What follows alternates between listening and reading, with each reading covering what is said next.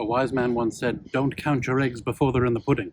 This might be one of the largest examples of hubris enshrined in marble that I've ever seen. The Waterloo Vase was commissioned in 1812 by Napoleon.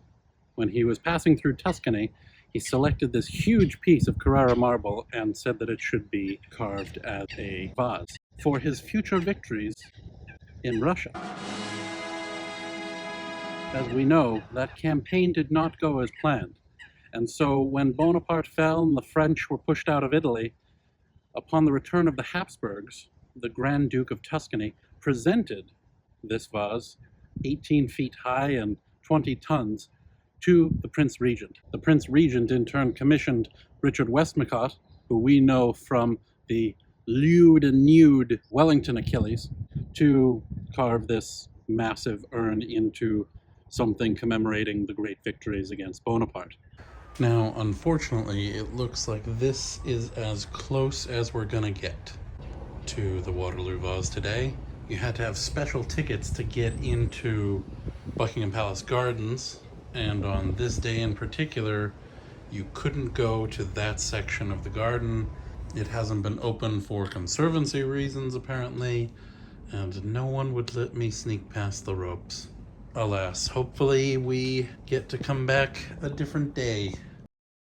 Depicted on the vase is Wellington in victory, riding his horse Copenhagen, and Napoleon is unhorsed. There's no Marengo here, and he's being talked to by one of his Mamelukes, presumably Saint-Denis, who is known as Mameluke Ali, because Rustan, his attendant, was gone by Waterloo. There's the Angels of Victory and Defeat on either side. And it was originally intended to be put in Waterloo Chamber in Windsor, but it's 18 feet high and no floor could hold its weight. And so it passed as a sort of white elephant from museum to museum, and it came to Buckingham Palace in 1906 under the reign of Edward VII. And it's resided here in Buckingham Palace Gardens ever since. Now, obviously, this isn't seen very often, but it was famously photographed with the Queen Mother, Queen Elizabeth at the time, in 1939. It has also been heavily damaged over the years by presumably acid rain. It's in the same condition as some of the other softer marbles, like the statue of Charles I in Trafalgar Square, or the naval monument in Horse Guards.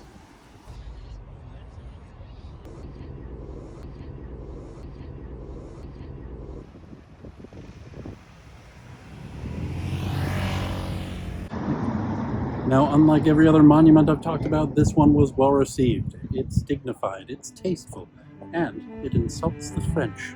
I am Daryl Rivers, known in genteel circles as the Lord Rivers, and this has been another treatise for the Ministry, for history. What say ye?